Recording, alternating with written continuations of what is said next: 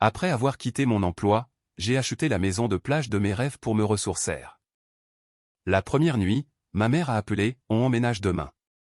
Ton père a dit que c'était bon. Je me suis figé, Elle a même ajouté, si ça ne te plaît pas, tu peux te trouver un autre endroit. Mes mains tremblaient, mais j'ai souri. J'ai préparé une surprise pour leur arrivée. Nous emménageons demain. Ton père est d'accord. C'est ce que ma belle-mère m'a annoncé à 23h47. La toute première nuit où je dormais dans la maison de plage, celle pour laquelle j'avais passé 12 ans à économiser. 4,8 millions de dollars. Chaque centime venait de moi. Et avant même que je puisse répondre, elle a ajouté, si ça ne te plaît pas, tu peux aller voir ailleurs. Je n'ai pas crié. Je n'ai pas pleuré. Mes mains tremblaient tellement, que j'ai failli faire tomber le téléphone. Mais j'ai souri, car je savais exactement ce que j'allais préparer pour leur arrivée. Ce que Victoria ignorait, c'est que son appel n'était pas seulement impoli. C'était la dernière erreur qu'elle commettrait sous le nom de Beckett. Et la surprise que je lui avais préparée, il a fallu 220 personnes, une scène de gala, et une simple enveloppe Kraft pour la livrer. Avant de continuer, prenez un moment pour aimer et vous abonner, mais seulement si vous vous sentez vraiment connecté à cette histoire. Laissez un commentaire, et dites-moi d'où vous regardez, ainsi que l'heure qu'il est chez vous. Je m'appelle Bonnie Beckett.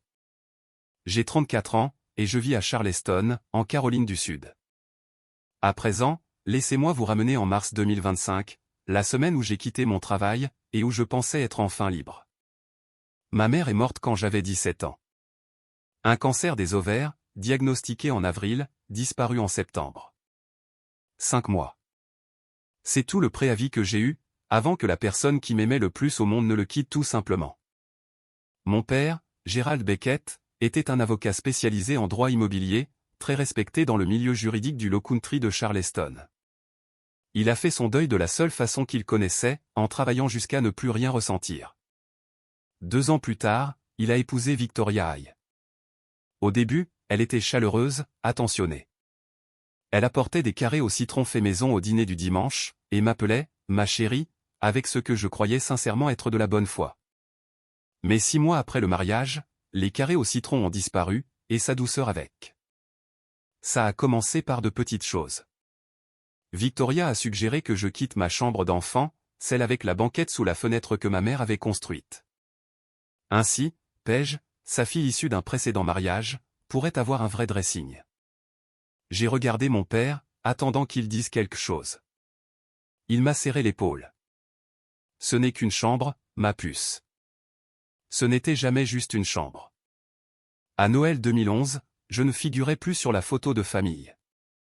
Victoria avait placé tout le monde devant la cheminée, et bizarrement, il ne restait plus de place quand je suis arrivé. Oh, a-t-elle dit, en ajustant le col de Paige. Je croyais que tu avais dit que tu ne voulais pas être dessus. J'ai payé moi-même mes études universitaires. Une bourse complète pour le College of Charleston, plus 2 emplois à temps partiel, l'un dans une librairie, et l'autre comme tutrice en statistique. Paige est allée dans une université privée à Savannah, dont les frais de scolarité étaient entièrement couverts par mon père. Quand je lui ai demandé une fois pourquoi cette différence, il a eu l'air confus. Victoria a répondu, « Tu préférais être indépendante. » Sa phrase préférée, « Je ne suis pas méchante, je suis pratique. » Elle a utilisé cette réplique chaque fois qu'elle m'a exclu de quelque chose. Et pendant 15 ans, je l'ai laissé faire. Voici le truc quand on est invisible au sein de sa propre famille. Ça vous donne une quantité extraordinaire d'intimité. Après avoir obtenu mon diplôme en finance avec la mention summa cum laude, j'ai accepté un poste d'analyste junior chez Meridian Strategy Group, un cabinet de conseil de charme dans le centre-ville de Charleston. En 3 ans, je dirigeais des missions clients. En 7 ans, j'étais consultante stratégique senior, gérant des projets de restructuration pour des entreprises dont les revenus dépassaient les 200 millions de dollars. Au moment où je suis parti, mon salaire de base, ajouté aux primes de performance, s'élevait à environ 340 000 dollars par an. Victoria n'en a jamais rien su. Elle n'a jamais posé la question. Lors des dîners de famille, ceux auxquels j'étais invité, et qui devenaient de plus en plus rares chaque année, elle balayait le sujet de la main quand on parlait de mon travail. Bonnie fait un truc avec des tableurs. Puis, elle se tournait vers Paige. parle-leur de ta nouvelle campagne marketing, ma chérie. Paige est celle qui a réussi. Je l'ai laissé le croire. Je les ai tous laissés le croire. À partir de 2013, j'ai investi chaque dollar dont je n'avais pas besoin dans des fonds indiciels, et dans 2 propriétés locatives, un duplex à West Ashley, et une maison de ville près de l'université de médecine. Je vivais modestement. Je conduisais une Honda de 7 ans d'âge. Je portais des vêtements de chez Target pour les dîners de Thanksgiving chez mon père, pendant que Victoria exhibait un nouveau bracelet Cartier chaque année. En mars 2025, ma valeur nette s'élevait à environ 5,2 millions de dollars. Pas une seule âme dans ma famille n'en avait la moindre idée. La seule personne qui savait tout, c'était Marcus Tran. Mon avocat depuis 2019, un spécialiste au regard perçant, expert en droit immobilier et en fraude financière. C'est Marcus qui, le premier, a signalé quelque chose d'étrange en juillet 2024, en examinant les dossiers de propriété de mon père, pour une question d'héritage sans aucun rapport. Il y a un acte de transfert pour la maison de Mount Pleasant, m'a-t-il dit. La signature de Gérald dessus a l'air bizarre. Je garde une copie notariée au cas où. Je l'ai remercié. J'ai classé le dossier. Je n'étais pas prête à me battre. Pas encore. En février 2025, mon corps a pris la décision que mon esprit repoussait depuis des années. J'ai arrêté de dormir. Pas le genre de manque de sommeil d'Instagram. Pas le « oh, je n'ai dormi que 5 heures ». Je veux dire que je restais couché dans mon lit, à fixer le ventilateur de plafond des nuits entières. Mon cerveau passait en boucle les livrables des clients et les modèles de risque, jusqu'à ce que ma poitrine soit si lourde, que j'avais l'impression que quelqu'un se tenait debout dessus. Mon médecin, une interniste pragmatique nommée Dr Priya Langford, m'a fait asseoir, après que mes analyses de sang soient revenues. Elle montrait des niveaux de cortisol qu'elle a qualifiés d'alarmants. Elle m'a ordonné de prendre au moins 6 mois de repos. Sans négociation possible. J'ai remis ma démission le 28 février.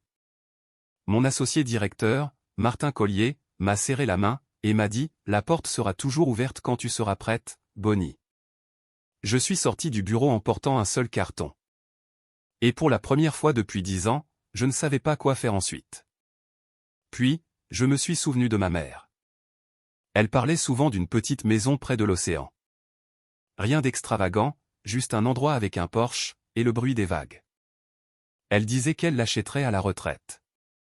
Elle n'a jamais pris sa retraite. J'ai trouvé l'annonce un jeudi après-midi. Sullivan S. Island, à seulement 20 minutes de Charleston, 6 chambres, un bardage en cèdre blanchi à la chaux, un porche enveloppant qui faisait face à l'Atlantique. 4200 pieds carrés, environ 390 mètres carrés. Affiché à 4,8 millions. J'ai appelé Marcus.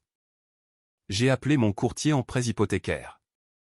J'ai versé un acompte de 20%, soit 960 000 $, le 5 mars. J'ai signé l'acte de vente le 21 mars. J'ai emménagé le 22 mars, un samedi. Cette première nuit, je me suis assise sur le porche avec un verre de vin, à écouter les vagues se briser sur le rivage. Et pour la première fois depuis plus longtemps que je ne pouvais m'en souvenir, j'avais l'impression d'être à ma place quelque part.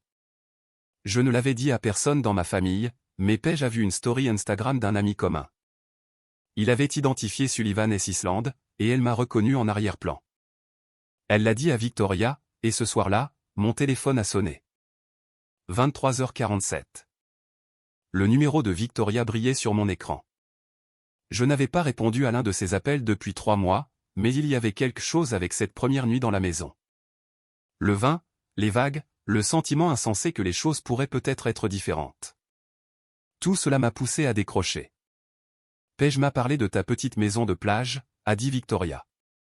Pas de bonjour, pas de félicitations. Sa voix avait ce ton sec et autoritaire, celui qu'elle utilisait pour réorganiser les meubles, ou pour réorganiser la vie des gens. C'est charmant. Écoute. Ton père et moi avons besoin de changer d'air. La ville a été épuisante.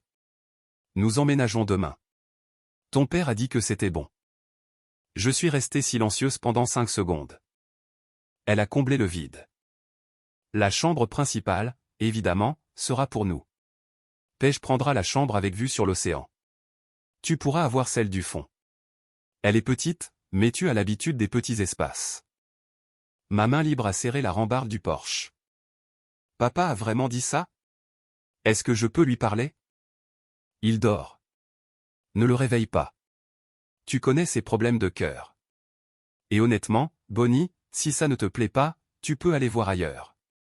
Ce n'est pas comme si tu n'avais pas les moyens de te payer un motel. Mes mains tremblaient. Ma mâchoire était crispée, mais ma voix est sortie stable, presque douce. Bien sûr, Victoria. Je vais tout préparer pour votre arrivée. Elle a raccroché sans dire au revoir. Elle ne disait jamais au revoir. Je suis resté assise dans l'obscurité pendant 20 minutes, à regarder l'océan, que je ne pouvais pas voir. Puis, j'ai appelé mon père. Il était 00h15.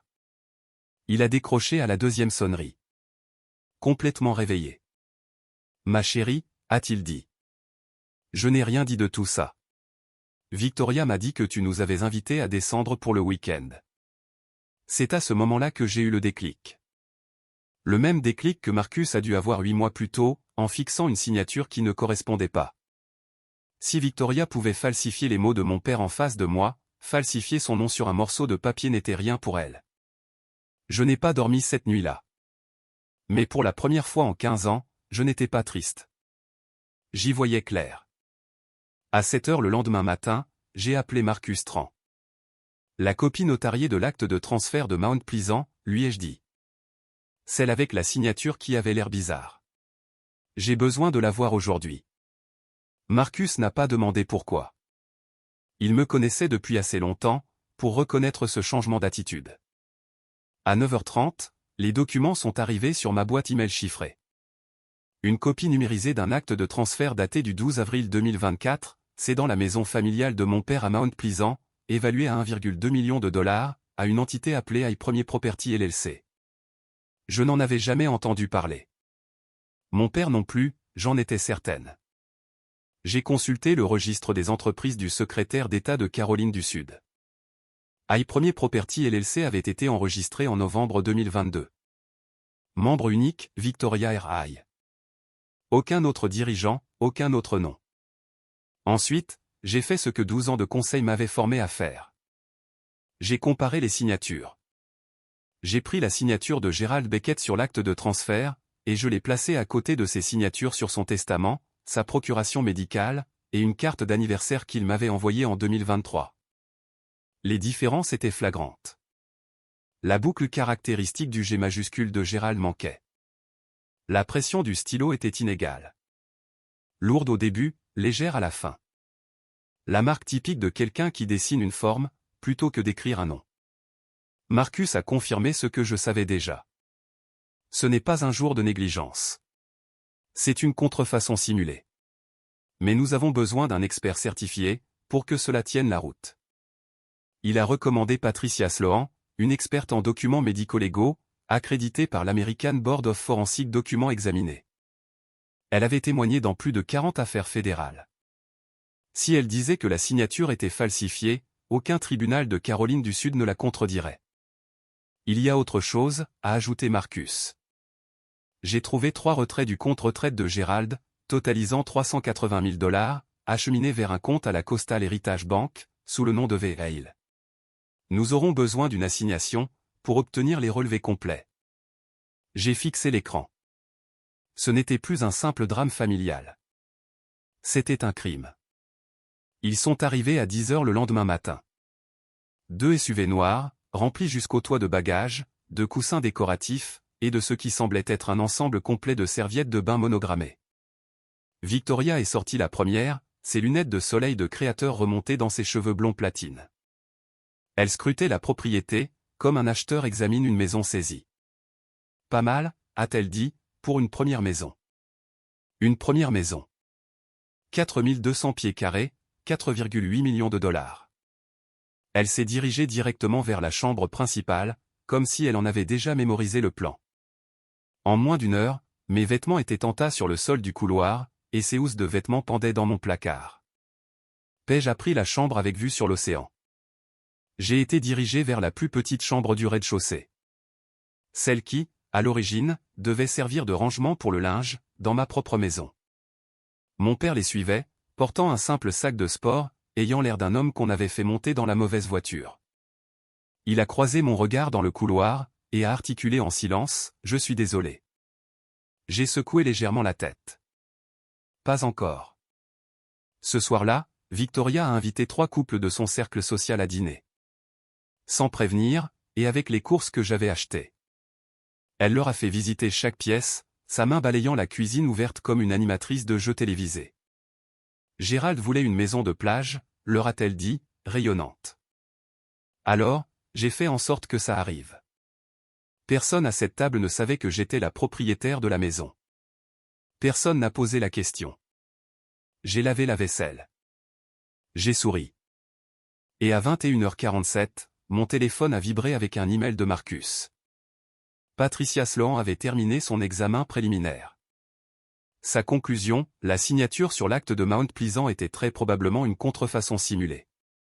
J'ai séché le dernier verre, je l'ai posé sur l'étagère, et je suis allé dans ma minuscule chambre. À 23h, quand la maison était calme, un deuxième email de Marcus est arrivé. L'objet disait, « Appelle-moi à la première heure demain. » C'est plus gros que nous le pensions. J'ai attendu 6h45 du matin. Puis, je me suis glissé par la porte de derrière, et j'ai marché jusqu'à la plage. La marée était basse, le sable encore sombre d'humidité. J'ai appelé Marcus depuis le bord de l'eau, là où les vagues couvriraient ma voix. Les retraits du compte retraite n'étaient que le début, m'a-t-il dit. Elle a ouvert une carte de crédit supplémentaire au nom de Gérald. Avec son numéro de sécurité sociale, son historique de crédit, et elle comme utilisatrice autorisée. Solde actuel, 47 000 $. Les dépenses incluent un séjour dans un spa de luxe à Hilton Head, 2 sacs à main Chanel, un vol en première classe pour New York, et Gérald n'a aucune trace d'avoir approuvé tout cela. J'ai fermé les yeux. L'océan grondait devant moi. Et il y a un troisième compte, a poursuivi Marcus. Un compte d'épargne intitulé Val Trust, à la même banque. 215 000 $. La source, des transferts depuis leur compte joint, catégorisés comme des dépenses courantes. J'ai fait le calcul, debout là, pendant que l'eau salée trempait mes baskets. La maison de Mount Pleasant, 1,2 million. Le compte retraite, 380 000. La carte de crédit, 47 000. Le compte fiduciaire, 215 000. Total, environ 1,842 millions de $. Un montant extorqué à mon père à son insu, alors qu'il se remettait d'une légère crise cardiaque, et qu'il faisait confiance à sa femme pour gérer le foyer. L'après-midi même, Patricia Sloan a déposé son rapport officiel. Rapport numéro PS 250087. Sa conclusion était sans ambiguïté.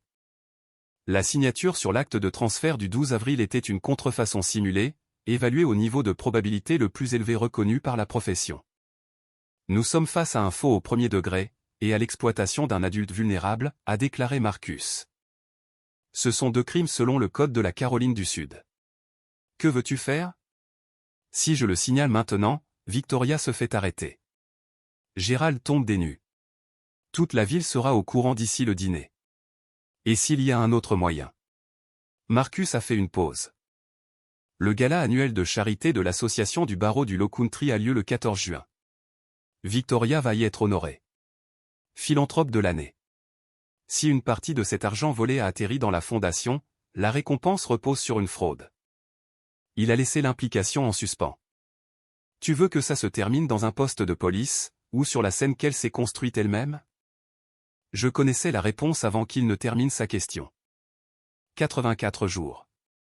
C'est le temps que j'avais, entre le 23 mars et le 14 juin. La nuit du gala. J'ai divisé le plan en 3 phases. Phase 1, de mars à avril, compiler chaque preuve dans un dossier capable de résister à l'examen d'un juge, d'un journaliste, ou d'une salle pleine d'avocats. Phase 2, en mai, protéger mon père.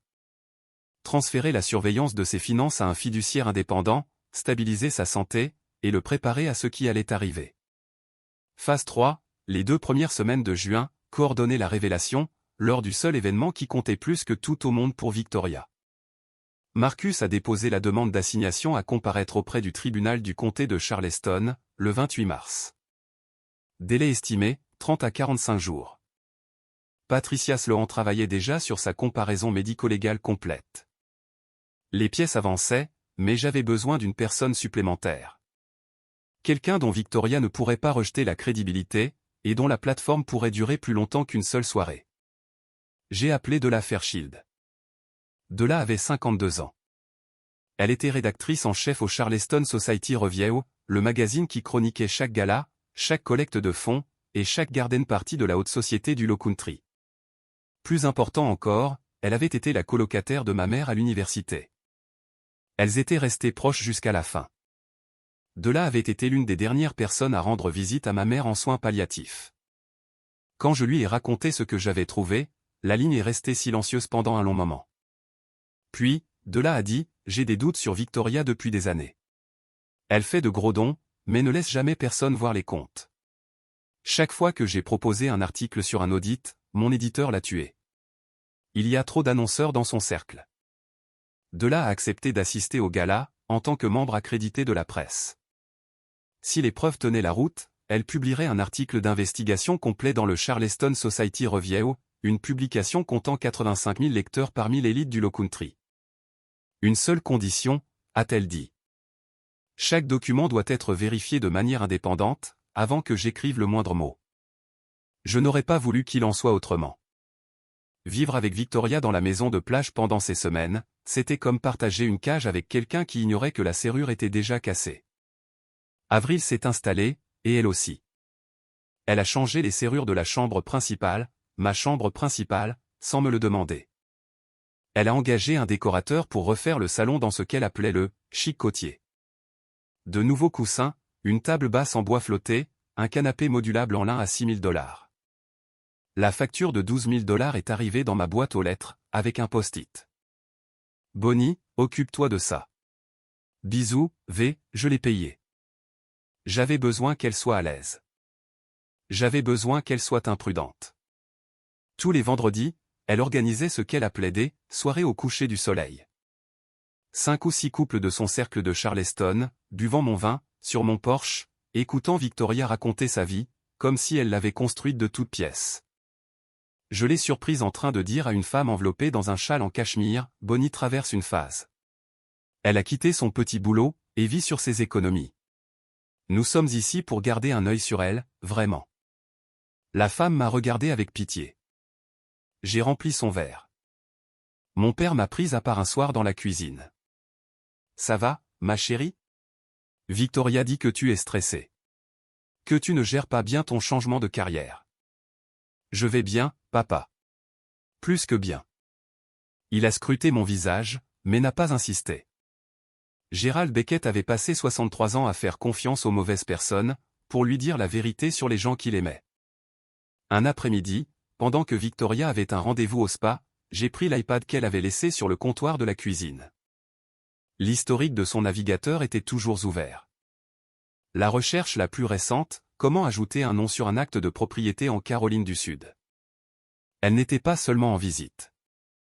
Elle prévoyait de mettre son nom sur ma maison. Ce soir-là, Marcus a appelé. L'assignation a été approuvée. Les relevés bancaires seront là dans 2 semaines. Il a hésité. Mais Bonnie, il y a un autre compte que nous n'avons pas encore vu.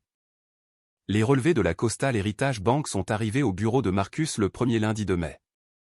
Ils étaient scellés dans une enveloppe de courrier portant la mention « Confidentiel, ordonnance du tribunal ci-jointe ».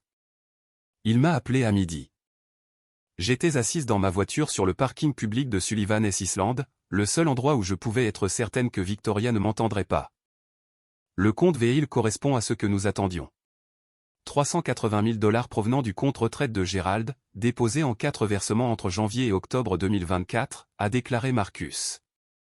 La carte de crédit, nous étions déjà au courant pour les 47 000. Tu as dit qu'il y en avait un autre. Oui. C'est un compte d'épargne intitulé VIL Trust. Solde le mois dernier, $215 000. La totalité a été transférée depuis le compte chèque joint que Gérald partage avec Victoria. Chaque retrait est listé comme des dépenses courantes. Courses, entretien, services publics. Sauf que tout est allé sur ce compte séparé. J'ai regardé à travers le pare-brise, observant l'herbe des marais pliés sous le vent. Dégâts totaux, 1,2 million pour la maison, 380 000 de l'IRA, 47 000 sur la carte, 215 000 sur le compte fiduciaire. Total général, environ 1,842 millions de dollars. Il a laissé ce chiffre flotter en l'air. Marcus, si je le dis à mon père maintenant, il va la confronter. Il ne pourra pas s'en empêcher. Et ça pourrait ruiner le plan du gala, ou pire, son cœur. Je sais, mais il doit l'entendre avant cette nuit-là. Il doit se tenir sur cette scène en connaissant toute la vérité, et il doit signer une déclaration sous serment confirmant qu'il n'a jamais rien autorisé de tout cela. Nous nous sommes mis d'accord sur le 1er juin. 13 jours avant le gala. Assez tôt pour que Gérald s'y prépare, assez tard pour que Victoria n'ait pas le temps de construire une contre-attaque. Cette même semaine, Patricia Sloan a envoyé un addenda à son rapport. L'écriture de la signature falsifiée sur l'acte de Mount Pleasant était cohérente avec l'écriture sur la demande frauduleuse de carte de crédit. Même personne, mêmes habitudes de stylo, même crime. Le 1er juin, un dimanche. Je me suis réveillé avant l'aube, et j'ai regardé le ciel passer du gris anthracite à l'or pâle, à travers la minuscule fenêtre de ma chambre du rez-de-chaussée. Victoria ne se lèverait pas avant 9 heures. Elle ne se levait jamais tôt le week-end. J'avais une fenêtre de tir étroite. J'ai trouvé mon père sur le porche à 5h45 du matin, assis avec une tasse de café qu'il avait préparée lui-même. Il regardait les pélicans planer au-dessus des brisants. « Marche avec moi », lui ai-je dit. Nous avons pris la promenade en bois jusqu'à la plage. Le sable était frais sous nos pieds. J'ai attendu que nous soyons assez loin de la maison, pour que même des cris ne puissent pas l'atteindre. Puis, j'ai ouvert le dossier. Je lui ai montré l'acte de transfert, le rapport médico-légal, les relevés bancaires, les 3 comptes. Je lui ai montré l'enregistrement de la LLC Premier Property, déposé sous le nom de jeune fille de sa femme. J'ai présenté les choses de la même façon que je présenterais un dossier à un client. Les faits d'abord, les implications ensuite, les questions à la fin. Gérald a lu chaque page. Ses mains tremblaient. Une veine battait sur sa tempe pendant 3 longues minutes. Aucun de nous n'a parlé. Le seul son était celui de l'océan qui se retirait du rivage. « Je n'ai pas signé ça », a-t-il dit finalement, sa voix à peine audible au-dessus des vagues. Je n'ai jamais entendu parler de cette entreprise. Je n'ai autorisé aucun de ces transferts. Il a pressé ses paumes contre ses yeux. Quand il les a baissés, ils étaient rouges. Je suis désolé, Bonnie. Mon Dieu, je suis tellement désolé. J'aurais dû te protéger. Tu ne savais pas, papa. Elle s'est assurée que tu ne saches pas. Gérald a accepté tout le plan. La déclaration sous serment, le gala, le silence, jusqu'au 14 juin. Marcus a notarié sa déclaration sous serment 2 jours plus tard, dans son bureau du centre-ville, en présence d'un témoin certifié. Alors que nous retournions à la maison ce matin-là, mon père s'est arrêté au bas des escaliers de la promenade. Il m'a prise dans ses bras, le premier câlin depuis 8 ans, et il a murmuré si doucement que j'ai failli ne pas l'entendre, « Ta mère serait fière ». Je ne savais pas encore que la voix de ma mère me parviendrait une fois de plus, avant que tout cela ne soit terminé. D'une façon que je n'aurais jamais pu prédire. 13 jours. Victoria a passé chacun d'entre eux à se préparer pour la nuit qui, croyait-elle, couronnerait son héritage. Elle a engagé un styliste personnel. 3 500 $ pour une seule consultation. Elle a commandé une robe couleur champagne sur mesure dans une boutique de King Street. 8200 $. Ajustée 2 fois, ourlée au millimètre près. Chaque soir, après le dîner, elle se tenait devant le miroir de la chambre principale, et répétait son discours d'acceptation, gesticulant devant un public invisible, avec la grâce calculée de quelqu'un qui a joué la générosité toute sa vie. Le 8 juin, elle m'a dit que ma présence au gala était attendue, pour les apparences. Elle a dit, tu seras assise au fond, évidemment, mais j'ai besoin que la famille soit là. Ça fait mieux pour les photos. Elle a fait une pause, puis a ajouté, mais quelque chose de simple. Ce n'est pas ta soirée. Bien sûr, Victoria, je ne rêverais pas de te voler la vedette. Dans les coulisses, tous les rouages étaient en marche. Marcus a finalisé le dossier de preuve. L'affidavit de Gérald, le rapport médico-légal de Patricia Sloan, les relevés bancaires complets, l'enregistrement de la LLC Premier Property, et une impression de l'historique de recherche du navigateur de Victoria, récupéré sur l'iPad de la maison. Que des originaux, tous vérifiés, scellés dans une enveloppe Kraft. Le 10 juin, Marcus a rencontré le juge Raymond Holt, le président de l'association du barreau du Low Country, qui supervisait personnellement le gala. Marcus lui a présenté le dossier.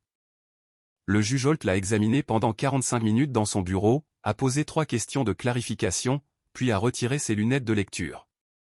C'est extrêmement grave, a-t-il déclaré. En vertu de la section 7.3 des statuts de notre association, toute allégation fondée d'inconduite financière doit être traitée avant qu'une distinction honorifique ne soit conférée. Je vais prendre les dispositions nécessaires. Victoria n'en savait rien. Elle était trop occupée à choisir entre des clous d'oreilles en diamant et des boucles pendantes. Le 12 juin, elle m'a vu parler au téléphone dans le jardin, et s'est arrêtée. C'était qui? Le spa, ai-je répondu, pour réserver un brushing pour le gala. Elle m'a dévisagé de la tête aux pieds. N'en fais pas trop. Cette nuit est à moi. Puis, le soir du 13 juin, à la veille du gala, mon téléphone a vibré. Un SMS d'un numéro que je ne reconnaissais pas. Je sais que Victoria n'est pas celle que vous croyez. Retrouvez-moi à Waterfront Park, demain à 15 h. HB, j'ai fixé ces 2 lettres jusqu'à ce que l'écran s'éteigne. J'ai failli ne pas y aller. Le gala était dans quelques heures, et la dernière chose dont j'avais besoin était d'être distraite par une inconnue aux initiales cryptiques. Mais quelque chose dans la certitude de ce message, je sais que Victoria n'est pas celle que vous croyez, m'a dit que cette personne attendait depuis longtemps pour dire ça. Waterfront Park, le 13 juin à 15 h. Le soleil était brutal. Ce genre d'après-midi d'été à Charleston, qui fait miroiter l'air au-dessus du trottoir. J'étais assise sur un banc près de la fontaine Ananas, et j'ai vu une femme s'approcher. Grande, les cheveux argentés, la soixantaine environ. Elle portait un blazer en lin impeccable malgré la chaleur. Elle marchait comme quelqu'un qui s'était entraîné à rester calme. Bonnie Beckett. Elle m'a tendu la main. Je m'appelle Hélène Brigg. HB Hélène s'est assise à côté de moi, et m'a raconté une histoire que je n'avais jamais entendue. Une histoire que Victoria avait enterrée si profondément, que même Google ne la trouvait pas facilement. Avant Gérald, avant Charleston, avant la fondation I. Beckett et le personnage de philanthrope, Victoria avait été mariée à un homme nommé Richard Brigg, un dentiste prospère de Savannah. Ils s'étaient mariés en 2005. En 2009, c'était fini. Après que Richard eut découvert que Victoria avait discrètement transféré 190 000 $ de leur compte joint, vers un compte d'épargne personnel qu'elle avait ouvert sous son nom de jeune fille. Il n'a pas porté plainte.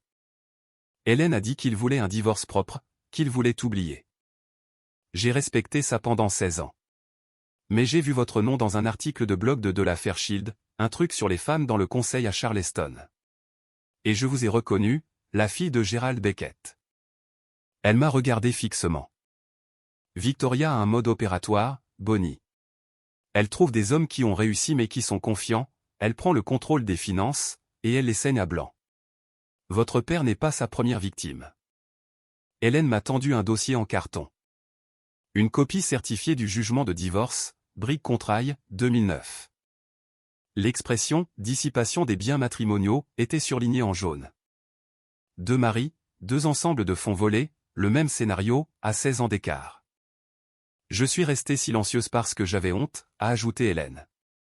Si je peux aider votre père, je le ferai.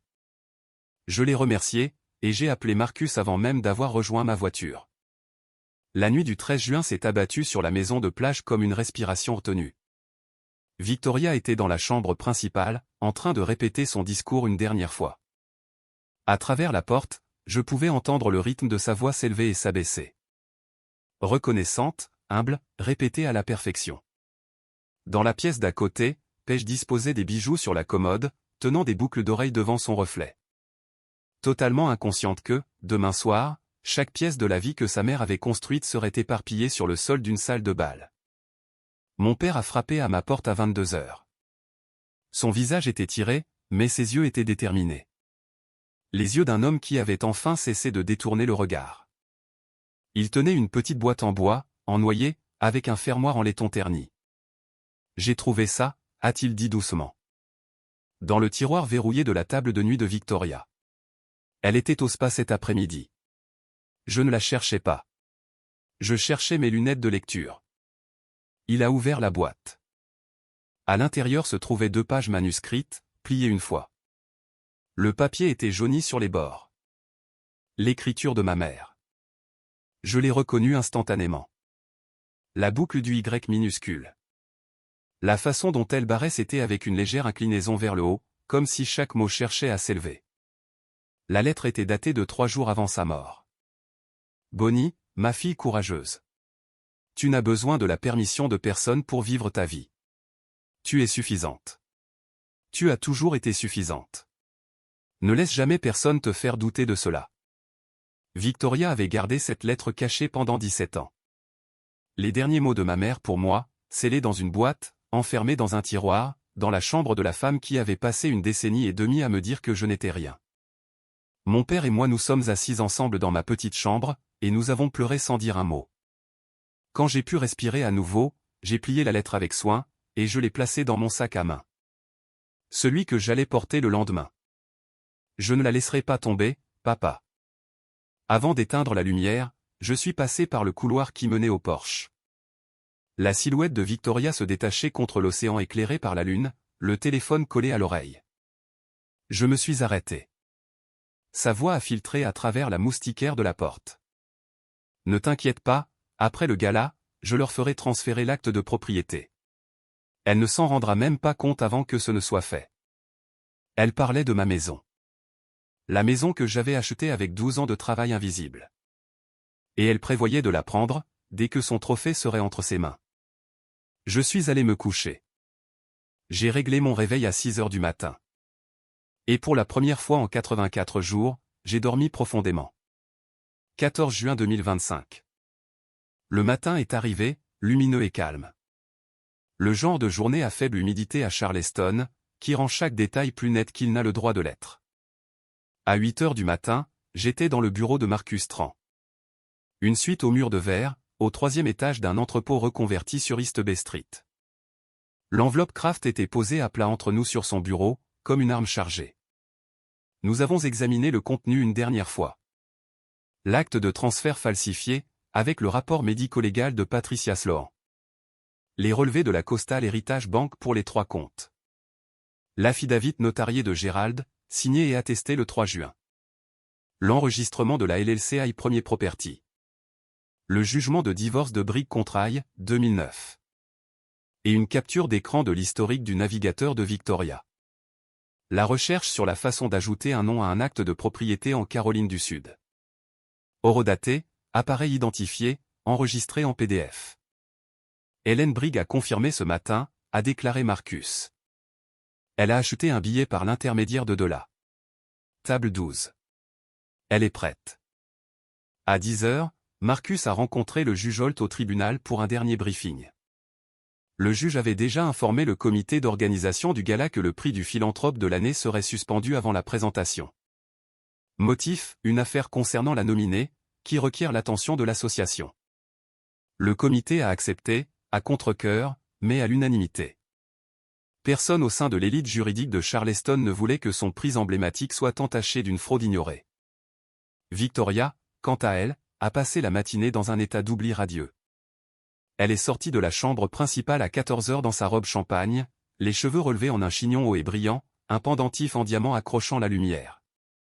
Elle m'a examiné dans ma simple robe noire et mes boucles d'oreilles en perles, de la même manière qu'une reine scrute une femme de chambre. Essaie au moins d'avoir l'air d'être à ta place, Bonnie. J'ai soutenu son regard. Ne t'inquiète pas, Victoria.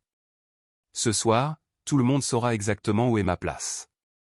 Elle a froncé les sourcils, formant un bref pli entre ses sourcils parfaitement dessinés, mais elle vérifiait déjà son reflet dans le miroir du couloir. Elle avait des choses plus importantes en tête, du moins le pensait-elle. La grande salle de bal du Belmont Charleston Place était le genre de pièce conçue pour que les gens ordinaires se sentent extraordinaires, et que les gens extraordinaires se sentent immortels. Des lustres en cristal de la taille de petites voitures. Des fenêtres allant du sol au plafond, drapées de soie ivoire. Des tables rondes dressées avec de la porcelaine fine et de l'argenterie. Chacune ancrée par un centre de table composé de pivoines blanches et de bougies vacillantes. 220 invités. Des avocats, des juges de la cour de circuit, des législateurs d'État, des fondateurs d'organisations à but non lucratif, et les chroniqueurs mondains qui rapportaient chacune de leurs poignées de main. Tenue de soirée exigée, manières impeccables. Dans une pièce comme celle-ci, la réputation n'était pas seulement une monnaie d'échange. C'était de l'oxygène. Victoria se déplaçait dans la foule comme si la soirée avait été chorégraphiée autour d'elle. Elle faisait la bise, serrait des mains, se penchait pour murmurer des choses qui faisaient rire les puissants. À un moment donné, je l'ai vue poser sa paume sur l'avant-bras du juge Holt, et dire avec cette sincérité que seule une vie de pratique peut produire, « Je suis tellement touché par cet honneur, Raymond. » Vraiment. Elle s'est assise à la table 1, la place VIP, directement devant la scène. Gérald était à côté d'elle. La posture rigide, son verre d'eau intact. Il n'avait pas regardé Victoria depuis leur arrivée. Elle ne l'avait pas remarqué. J'étais à la table 18, près de l'entrée de service. La table que Victoria m'avait assignée. Marcus était assis à ma gauche, sa mallette glissée sous sa chaise. À la table 12, je pouvais voir Hélène Brigg. Cheveux argentés, blazer en lin, observant la pièce avec la patience de quelqu'un qui avait attendu 16 ans pour cette soirée. Dans la section de la presse, Della Fairchild a ajusté son enregistreur, et a ouvert une page vierge de son carnet. À 20h30, le maître de cérémonie a tapoté le microphone. Mesdames et messieurs, avant de passer à la remise des prix de ce soir, l'association a une brève annonce à faire. Victoria s'est redressée sur sa chaise. Elle a lissé sa robe. Elle a souri. Ce sourire généreux, prêt pour les appareils photos, qu'elle répétait devant les miroirs depuis des semaines. Puis, le juge Raymond Holt s'est levé de son siège, s'est dirigé vers le podium, et a déclaré « Mesdames et messieurs, j'ai le regret de vous informer que nous avons reçu des informations nécessitant notre attention, avant de poursuivre cette soirée. » 220 paires d'yeux se sont tournés vers la scène. Le sourire de Victoria n'a pas vacillé. Pas encore. Mais j'ai vu ses doigts se crisper sur sa serviette. La voix du juge Holt a résonné dans la salle de bal, avec la gravité mesurée d'un homme qui avait passé 30 ans sur le banc des juges. En vertu de la section 7.3 des statuts de l'association du barreau du Low Country, toute allégation fondée d'inconduite financière impliquant un nominé doit être traitée avant qu'une distinction honorifique ne soit conférée. Ce soir, nous avons reçu une plainte formellement documentée. Elle est étayée par des preuves médico-légales, des témoignages sous serment, et des dossiers financiers vérifiés de manière indépendante. Il a fait une pause. La plainte a été déposée par un membre de la propre famille de la nominée. Un murmure a parcouru les tables. Le son discret et involontaire de 220 personnes recalibrant leurs attentes simultanément. Victoria était debout avant que le juge Holt n'ait terminé. « C'est absurde », a-t-elle dit.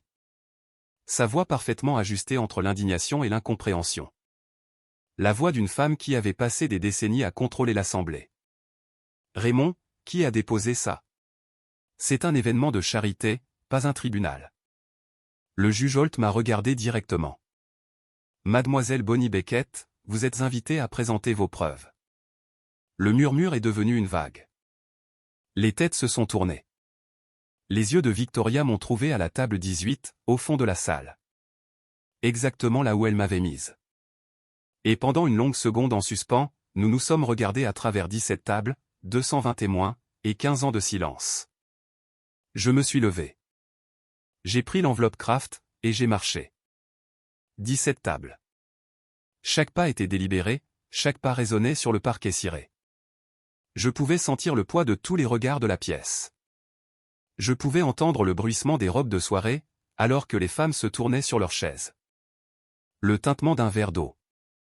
Quelqu'un s'est assis trop lourdement. Gérald. La voix de Victoria a brisé le silence comme une allumette qu'on craque. Fais quelque chose. Elle essaie de me détruire. Mon père est resté immobile. Ses mains étaient croisées sur la table. Il n'a pas regardé sa femme. Je suis monté sur la scène. 220 visages me fixaient d'en bas. La lumière des lustres était chaude et impitoyable. J'ai posé l'enveloppe sur le podium, je me suis penché vers le micro, et j'ai pris une longue inspiration. Je ne suis pas venu ici pour détruire qui que ce soit, ai-je dit. Je suis venu ici, parce que la vérité ne pouvait pas attendre un jour de plus. J'ai ouvert l'enveloppe, et j'ai sorti le premier document.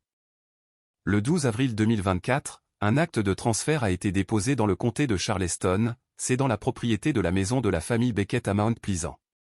Valeur estimée, 1,2 million de dollars, à une société à responsabilité limitée appelée iPremier Property. J'ai brandi l'acte. L'écran de projection derrière moi s'est allumé avec un scan haute résolution. Le sceau du comté, la description légale, et tout en bas, une signature indiquant Gerald A. Beckett.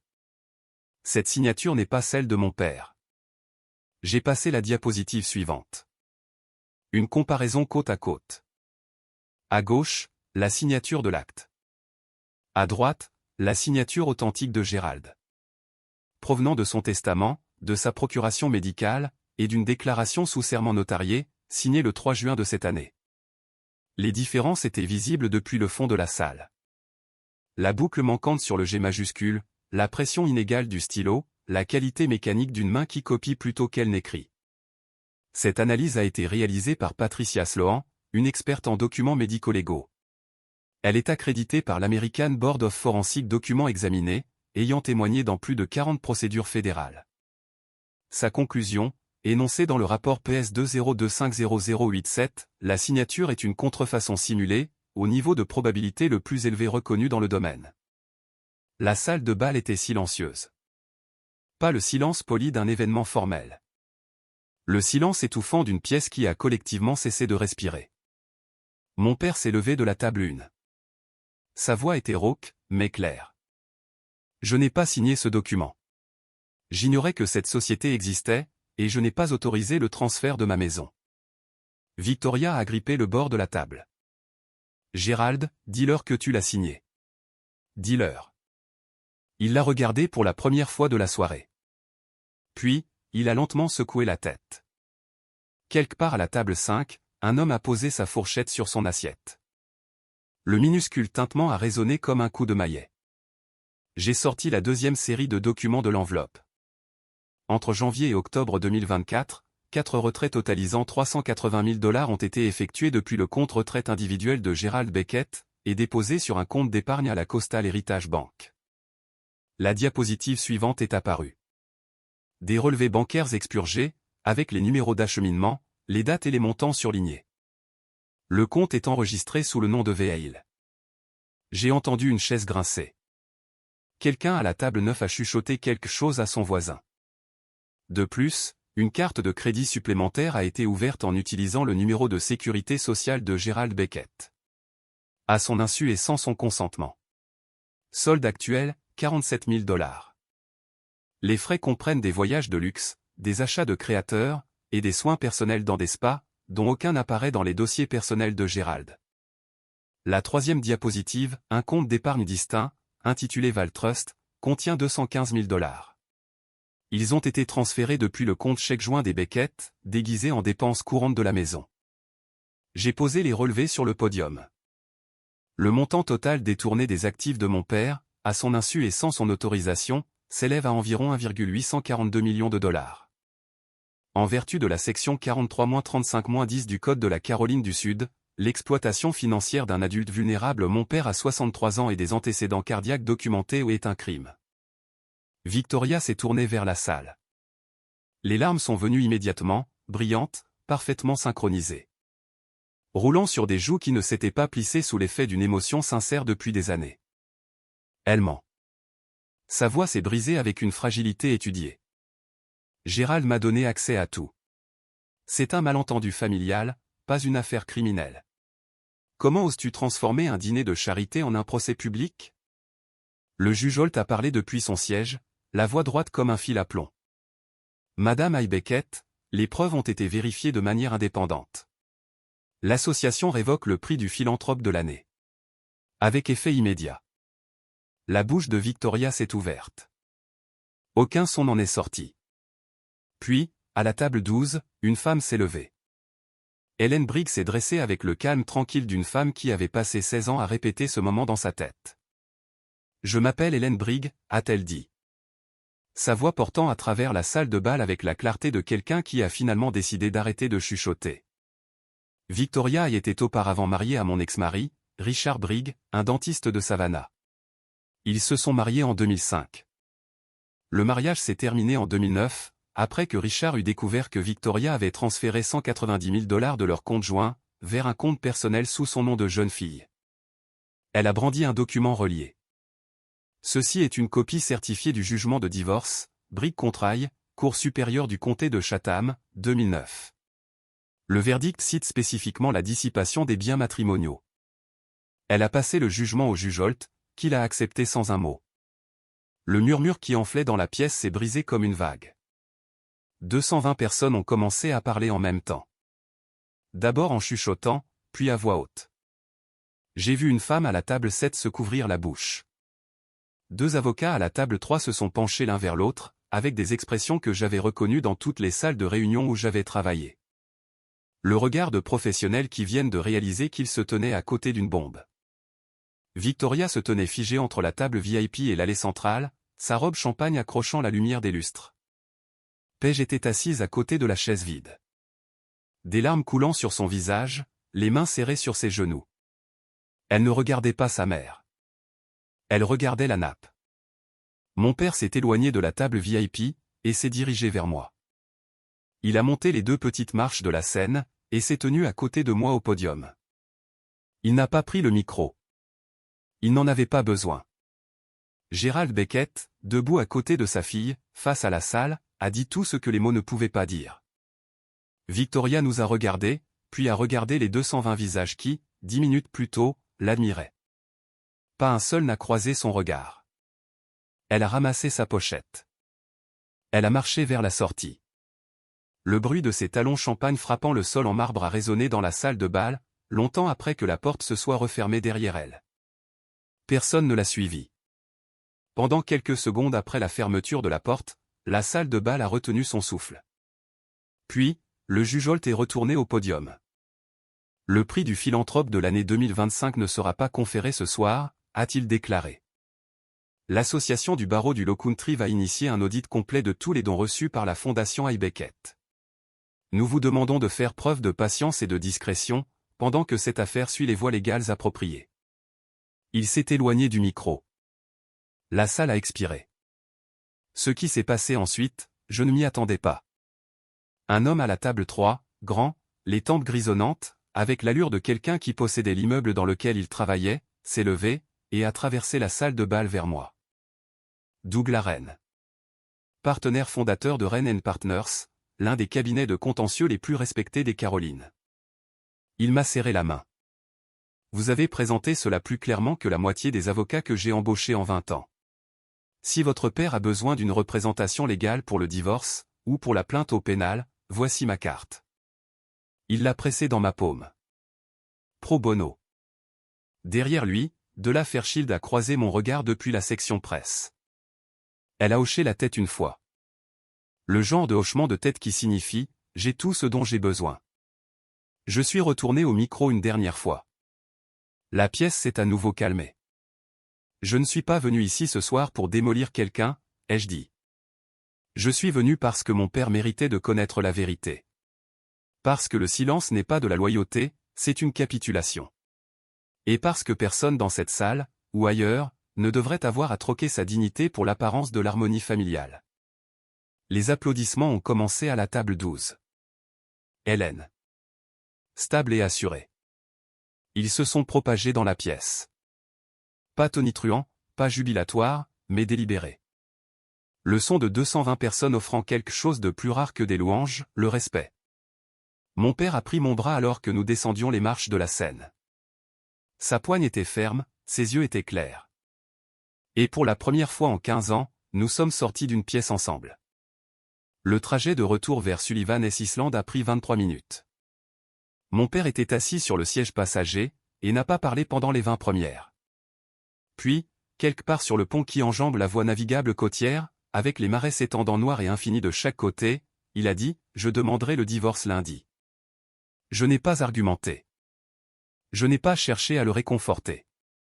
J'ai simplement tendu la main et serré la sienne. Quand nous nous sommes garés dans l'allée, la maison était sombre. Les affaires de Victoria étaient toujours là. Les housses de vêtements, les serviettes monogrammées, les coussins décoratifs qu'elle avait choisis pour mon salon. Mais elle n'y était pas. Elle avait apparemment pris un Uber depuis l'hôtel. Où était-elle allée? Je l'ignorais. Je n'ai pas cherché à le savoir. Le téléphone de Gérald a vibré 14 fois entre 23h et 2h du matin. Je le sais, car je pouvais l'entendre vibrer à travers le mur de la chambre d'amis. Il m'a montré les messages le lendemain matin. Gérald, s'il te plaît. Je peux expliquer. Ne fais pas ça à notre famille. Puis, tu fais une erreur. Puis, tout ça, c'est la faute de Bonnie. Elle t'a manipulé. Et le dernier, à 1h47 du matin, tu vas le regretter. Paige m'a appelé à 23h30 cette nuit-là. Elle pleurait. Ces pleurs laids et brutes, qui dépouillent de toute comédie. Pourquoi as-tu fait ça? C'est ma mère. Je sais qu'elle l'est, ai-je répondu. Et je suis désolé que tu souffres, mais elle a volé près de 2 millions de dollars à mon père, Paige. Elle a falsifié son nom. Elle prévoyait de prendre ma maison ensuite. Je n'avais pas d'autre choix. La ligne est restée silencieuse, puis, très doucement, je sais. Après avoir raccroché, je me suis assise sur le porche dans le noir. L'océan était plus bruyant la nuit. Ou peut-être étais-je enfin assez calme pour l'entendre. Je ne me sentais pas victorieuse. Je me sentais vide. Comme on se sent quand quelqu'un vous retire quelque chose qui grandissait en vous depuis des années. Ça fait mal, mais on n'est plus léger. Gérald est sorti, et s'est assis sur la chaise à côté de moi. Il a placé la lettre de ma mère sur l'accoudoir entre nous. Garde-la, a-t-il dit. Elle a toujours été à toi. Le dernier message de Victoria, tu vas le regretter, n'était pas une menace en l'air. C'était un communiqué de presse. À 9h le 15 juin, le Low Country Daily Buzz, un site tabloïd local avec environ 40 000 abonnés, a publié un gros titre qui m'a noué l'estomac. Une philanthrope locale affirme que sa belle-fille a orchestré une humiliation publique lors d'un gala de charité. L'article était presque entièrement construit sur l'interview de Victoria. Les larmes, la voix tremblante, le grand jeu. Elle m'a qualifié de « perturbé ». Elle a qualifié la révélation du gala d'« embuscade vindicative » de la part d'une belle-fille jalouse qui ne m'a jamais accepté. Elle a affirmé que Gérald était confus et manipulé. La section des commentaires s'est immédiatement divisée. Un nombre inquiétant de personnes l'ont cru. Cette pauvre femme a été prise au dépourvu. Aucune affaire de famille ne devrait être déballée en public. Bonnie Beckett devrait avoir honte. J'étais assise au comptoir de la cuisine en lisant ces mots, et j'ai ressenti une douleur familière. L'instinct de plaire aux autres, remontant des profondeurs. Il me murmurait que j'étais peut-être allé trop loin. Que j'aurais peut-être dû régler ça en privé. Que je devrais peut-être m'excuser. J'ai appelé Marcus. Il ne m'a pas laissé finir ma phrase. Ne réponds pas. Ne poste rien. N'appelle personne. L'article de la sort ce soir. Les faits feront le travail. 2 emails haineux sont arrivés cet après-midi-là, provenant de femmes du cercle social de Victoria. Toutes deux avaient été invitées à dîner à ma propre table, dans ma propre maison, et avaient bu mon vin. L'une d'elles a écrit « Tu devrais avoir honte de toi. Victoria a donné plus à cette communauté que tu ne le feras jamais. » L'autre a simplement écrit « Le karma est réel, Bonnie. » J'ai réfléchi à ce mot, karma. J'ai pensé à Victoria, falsifiant le nom de mon père, vidant sa retraite, cachant la dernière lettre de ma mère dans un tiroir fermé à clé pendant 17 ans, et réussissant quand même à ce que la moitié d'Internet s'apitoie sur son sort. Je me suis demandé, vous êtes-vous déjà retrouvé dans une situation où vous saviez avoir fait ce qu'il fallait, mais où le monde vous a fait vous sentir comme le méchant? Si oui, dites-le moi dans les commentaires. Parce que cet après-midi-là, j'avais besoin que quelqu'un me dise que je n'étais pas folle. Puis, à 18h, mon téléphone s'est éclairé avec une notification push du Charleston Society Review. Rupture, preuve complète de fraude financière par Victoria et Beckett. Source confirmée. De là avait tenu parole. L'article de la Fairchild comptait 3200 mots de journalisme chirurgical. Pas de spéculation, pas d'adjectifs. Juste des preuves empilées comme des briques. Elle a publié l'acte falsifié, à côté de l'analyse médico-légale de Patricia Sloan. Elle a imprimé les relevés bancaires avec les numéros d'acheminement masqués, mais les montants et les noms de comptes intacts.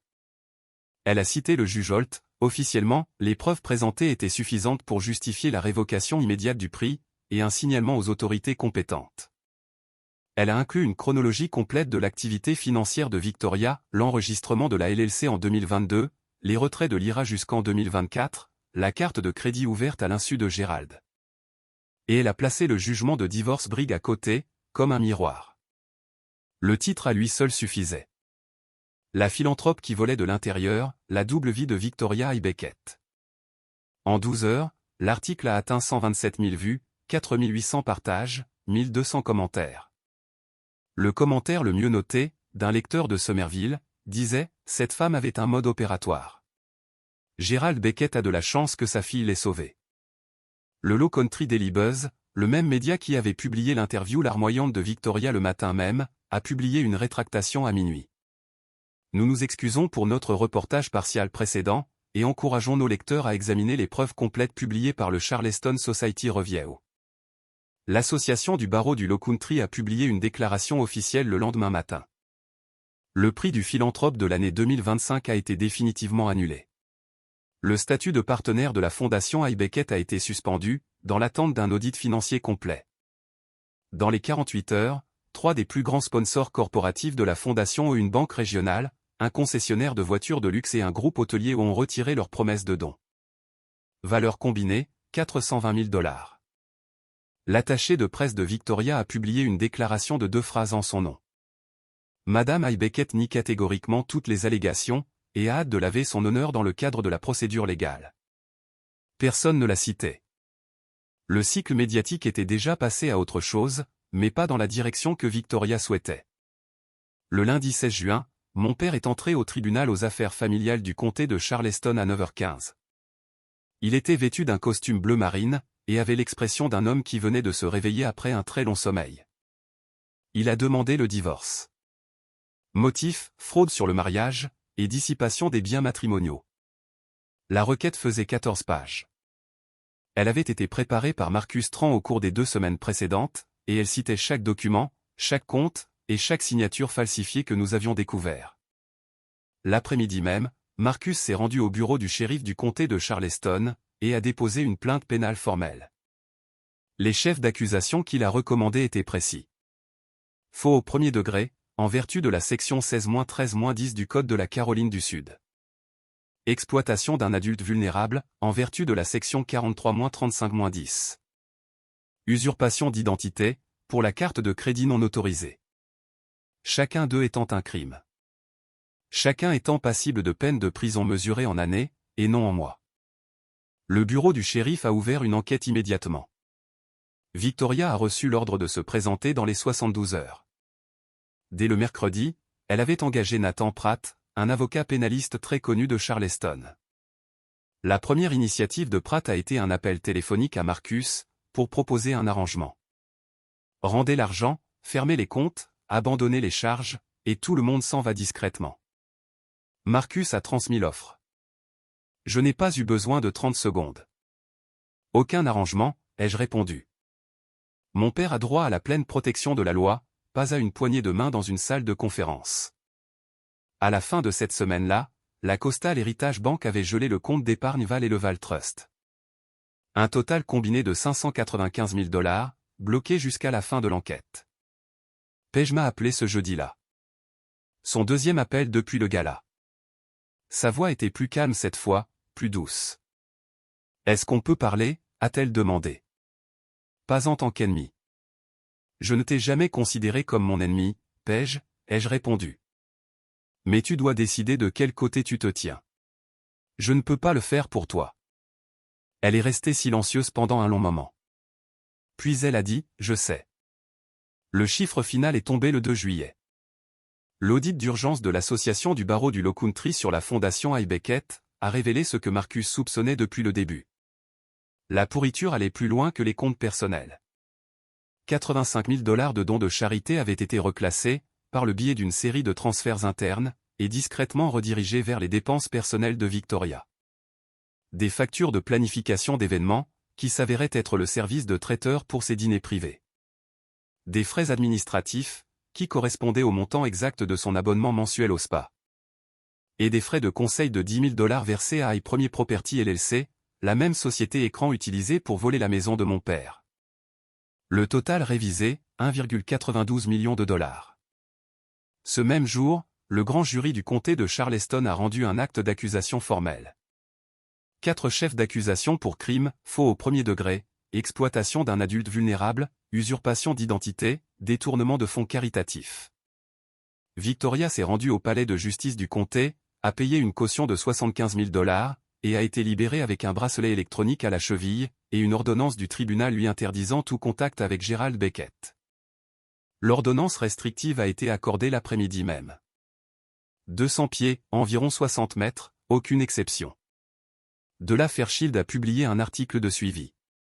Le Post-and-Courier, le plus grand quotidien de Caroline du Sud, a repris l'histoire. Tout comme le Charleston City Paper. Des estimations prudentes ont placé le lectorat combiné à plus de 500 000 personnes. Sur les réseaux sociaux, le hashtag #IBecketFraud a été en tendance régionale pendant 3 jours. Le nom de Victoria, autrefois synonyme de déjeuner de charité et d'apparition dans les pages mondaines, ne renvoyait plus qu'à un seul type de résultat de recherche. Son avocat de la défense, Nathan Pratt, a émis l'idée d'une contre-poursuite, diffamation contre moi.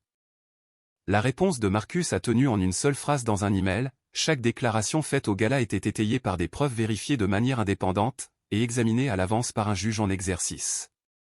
Nous accueillons la procédure de communication des pièces avec plaisir. La contre-poursuite n'a jamais été déposée. Au cours de la première semaine de juillet, après que l'acte d'accusation, l'ordonnance restrictive, et les gros titres des journaux soient tous retombés dans une sorte d'immobilité épuisée, je me suis assise avec mon père sur le porche de la maison de plage.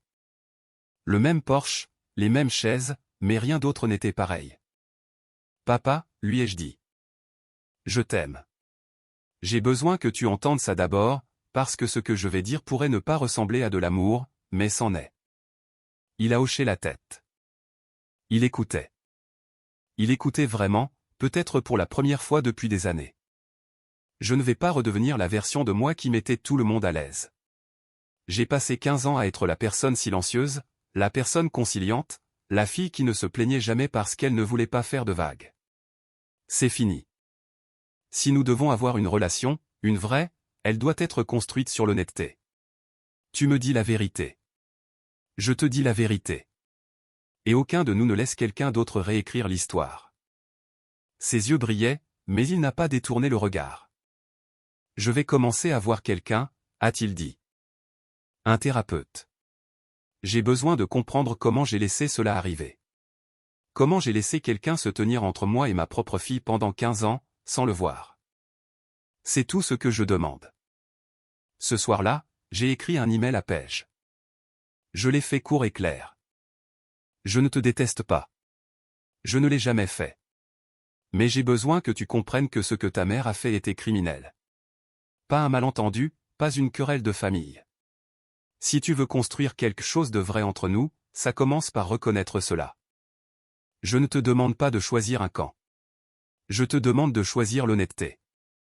J'ai également passé un appel téléphonique que je repoussais, au docteur Hélène Marsh, une assistante sociale clinique agréée, spécialisée dans les traumatismes familiaux. Mon premier rendez-vous a été fixé pour le mardi suivant. Poser des limites, il s'avère, ce n'est pas un moment dramatique unique sur une scène. C'est une série de décisions tranquilles, prises dans des pièces ordinaires. Et la limite la plus difficile à faire respecter, c'est celle que vous fixez avec vous-même. La lettre est arrivée à la mi-juillet. Pas un email, pas un SMS. Mais 3 pages manuscrites, dans une enveloppe de couleur crème, sans adresse d'expéditeur. J'ai reconnu l'écriture de Paige immédiatement. Elle mettait toujours des petits cercles sur ses i, comme elle le faisait quand elle avait 14 ans et moi 21. À l'époque où nous avions brièvement été quelque chose comme des amis, avant que Victoria ne fasse comprendre que la proximité entre nous était inacceptable. Elle écrivait, « Bonnie, je pleure depuis 3 semaines. Pas parce que ma mère a été arrêtée. Parce que j'ai finalement réalisé ce que je savais depuis 15 ans, et que je refusais de dire à voix haute. Je l'ai regardé te traiter comme si tu n'existais pas. Je l'ai regardé prendre ta chambre, tes vacances, ta place sur les photos de famille. Je l'ai regardé t'appeler le reste lors d'un dîner. Et j'ai ri avec elle, parce que c'était plus facile que de te défendre. J'étais à l'aise, et le confort m'a rendu complice. Je n'écris pas pour demander pardon. Je ne l'ai pas mérité. J'écris parce que tu mérites d'entendre quelqu'un dans cette famille dire « je l'ai vu ». C'était mal. Et je n'ai rien fait. J'ai commencé à voir un thérapeute. Je veux être quelqu'un qui dit la vérité, même quand cela me coûte. Si tu le veux bien, j'aimerais essayer de te connaître. Pas comme des demi-sœurs qui se tolèrent, mais comme deux adultes qui choisissent l'honnêteté plutôt que la facilité. J'ai lu la lettre 2 fois. La deuxième fois, j'ai pleuré. Elle avait aussi inclus quelque chose à quoi je ne m'attendais pas, une confession. Victoria avait dit à Paige il y a des années, que j'avais reçu un héritage important de ma mère, et que j'avais refusé de le partager avec la famille. C'est pour ça qu'elle ne vient pas aux fêtes, avait dit Victoria. Elle pense qu'elle est meilleure que nous. C'était bien sûr complètement inventé. Ma mère n'avait pas laissé d'argent. Elle avait laissé une lettre, et même ça m'avait été volé. J'ai répondu, j'apprécie ton courage, Paige. Commençons doucement. Nous nous sommes rencontrés dans un café sur King Street, à la fin du mois de juillet. Nous avons parlé pendant 3 heures. Ce n'était pas confortable. Ce n'était pas parfait, mais c'était la conversation la plus honnête que j'ai jamais eue avec quelqu'un qui partageait mon nom de famille. Décembre 2025. 6 mois plus tard. Je suis assise sur le porche de la maison de Sullivan S. Island. Le même endroit où toute cette histoire a commencé, avec un verre de vin, et un appel téléphonique à 23h47. Les vagues ont le même son. L'air salin a le même goût. Mais je ne suis plus la même femme qui était assise ici en mars. Mon père vit maintenant dans le pavillon d'amis, à 50 pas de la maison principale. Il a finalisé son divorce en octobre. L'accord a restitué chaque dollar volé sur ses comptes, ou du moins les dollars qui pouvaient être récupérés. Il voit son thérapeute tous les jeudis. Son cardiologue dit que ses résultats sont meilleurs qu'ils ne l'ont été depuis 3 ans. Mardi dernier, il a préparé le dîner pour nous deux. C'était la première fois qu'il cuisinait depuis que ma mère était en vie. C'était terrible. J'ai mangé chaque bouchée. Je suis retourné au travail, mais pas chez Meridian. J'ai fondé Beckett Advisory Group, un cabinet de conseil stratégique en solo, basé dans un petit bureau sur East Bay Street. Mes 3 premiers clients incluaient le cabinet de Doug Larraine, l'homme qui m'avait serré la main au gala, et m'avait offert sa carte. Les revenus du premier trimestre ont dépassé mes prévisions de 14%. Le procès de Victoria est prévu pour mars 2026. 4 chefs d'accusation pour crime. Si elle est reconnue coupable, elle risque de 5 à 15 ans de prison. Je n'y pense plus autant qu'avant. Paige visite l'île 1 fois par mois. Nous ne sommes pas proches. Pas encore. Mais nous sommes honnêtes, et cela vaut bien plus. L'article de suivi de la Fairchild, Bonnie Beckett, la femme qui a choisi la vérité plutôt que le silence, a été republié par Forbes Women, dans leur rubrique Voices d'automne. Je ne l'ai pas lu pendant 2 semaines. Quand je l'ai enfin fait, je l'ai lu à côté de la lettre de ma mère. La dernière phrase que ma mère m'ait jamais écrite était celle-ci, « Tu es suffisante. » Toujours. Chaque matin, j'ouvre cette lettre. Chaque matin, je m'assieds sur ce porche, et je regarde l'Atlantique s'étirer vers l'horizon. Et chaque matin, je sais quelque chose que j'ignorais il y a 1 an. Je suis ici parce que j'ai choisi de l'être. Pas parce que quelqu'un l'a permis. Pas parce que j'ai gagné ce droit par le silence. Parce que je suis suffisante.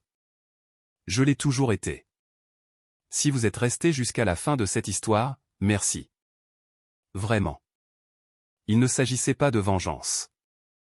Il s'agissait du moment où l'on arrête de se faire tout petit, pour que quelqu'un d'autre puisse se sentir grand. Si vous êtes dans une relation où vous vous êtes rabaissé, dans votre famille, au travail, n'importe où. J'espère que vous avez entendu quelque chose ce soir qui vous a rappelé que vos limites ne sont pas égoïstes, elles sont une question de survie.